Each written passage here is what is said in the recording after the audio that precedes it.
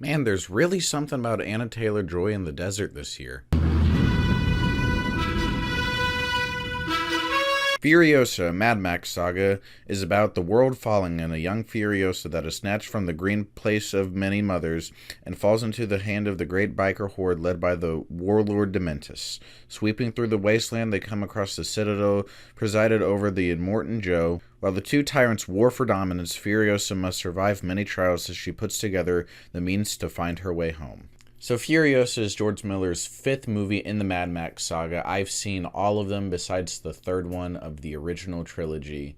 And I have never been the biggest fan of any of these movies, but I've also never seen any of them on the big screen before. So this was the first time that I ever got to see a Mad Max movie on the big screen, and I had a pretty enjoyable time with it. I've always really enjoyed the action in these movies, but besides that, I don't really think of them too much. And with Furiosa, I don't think that that's going to change too much. I appreciate how good of action movies that these are, but they're not movies that ever really stick with me too much. So getting into the good of this movie, Chris Hemsworth and Anna Taylor-Joy deliver some insanely good performances. Specifically, Chris Hemsworth, I think this is one of his best, if not his best role that I have seen him in. He plays evil, but funny and charming so perfectly. He's able to combine it all and just deliver this great performance as Dementus.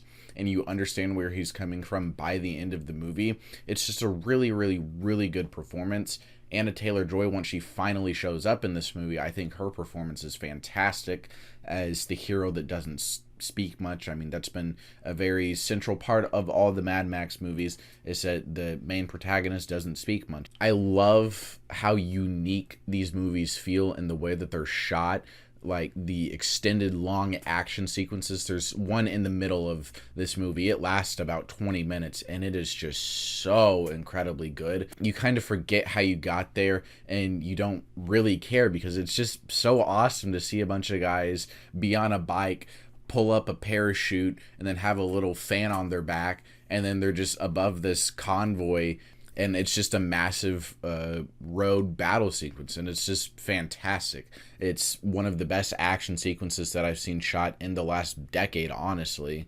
And that's what carries this movie, is those action sequences. Every single action sequence that you get is really what drives this movie, and it's what drove Fury Road as well. So in my opinion, I came up with this phrase before I did this review. This is like an ice cream sundae. You have movies that are kind of like just junk food movies, like Godzilla x Kong. That's a classic junk food movie. You know it's stupid, you know it's not good for you, but you can't help but be entertained by it.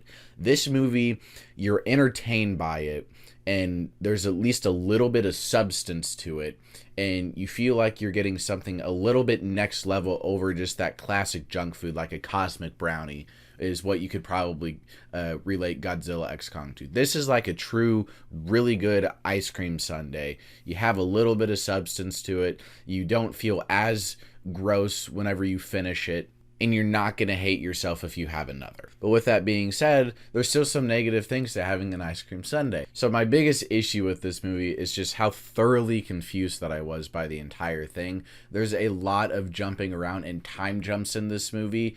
At least I think there is. If there isn't, then there's even bigger questions, honestly.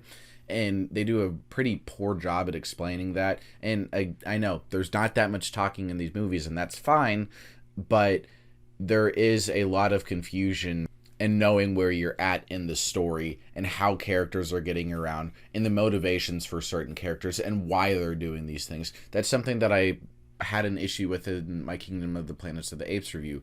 There's just a big why behind a lot of the scenes. I do understand the majority of this movie, but there are still a few of those moments where it's like, why are you here? How did you get here? Where are we at in the timeline now?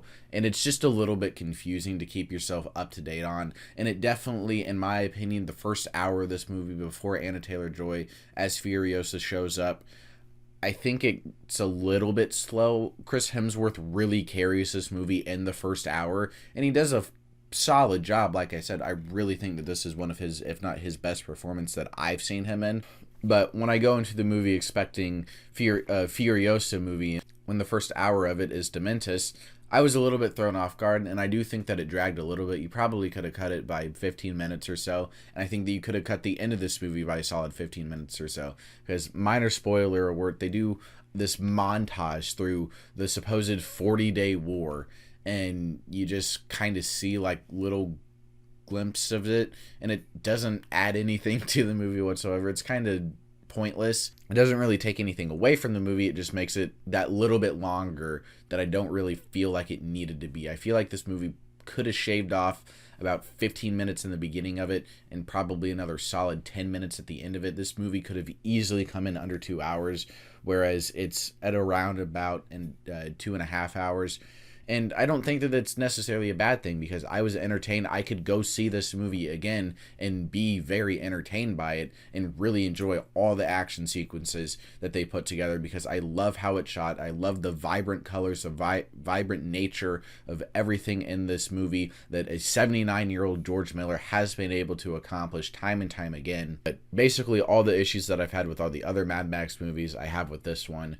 So I'd give this a solid 3.5 out of 5 stars over on my Letterboxd. Follow me down there. Link for that down in the description below. Make sure to like, comment, subscribe, all that fun stuff. Let me know what you thought of the Furiosa Mad Max Saga movie, and we will see you in the next movie review.